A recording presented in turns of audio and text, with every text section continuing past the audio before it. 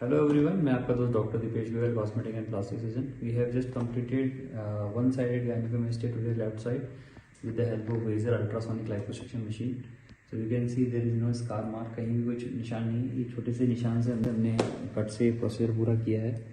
So patient अपना experience बताएंगे कि इनको यहाँ तक कैसे पहुँचे, रिजल्ट कैसा लग रहा है, कैसे पहुँचे आप यहाँ तक। यहाँ से यूट्यूब पे देखा आपका, अच्छा रिजल्ट अच्छे लगे और यहाँ पे आके भी अच्छा लगा। कोई दिक्कत तो नहीं है? नहीं, कोई दिक्कत नहीं। एक बार वो मिरर ला के दिखाना है, इनको रिजल्ट भी दिखा दो एक बार, तो आपको पता चल जाएगा कि दिख रहा है। वैसे आपको समझ में आ रहा है कैसा लग रहा है रिजल्ट?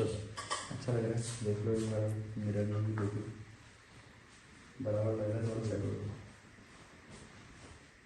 सो ये एक्सरसाइज से भी कम नहीं हो रहा था, काफ़ी टाइम एक्सरसाइज किया आपने। तो दोस्तों, यदि आपको भी गायनेकोमेस्टिया ट्रीटमेंट कराना है तो कॉन्टैक्ट नंबर एड्रेस हमारा यहाँ दिया हुआ है, अभी हमें कॉन्टैक्ट कर सकते हैं। धन्यवाद।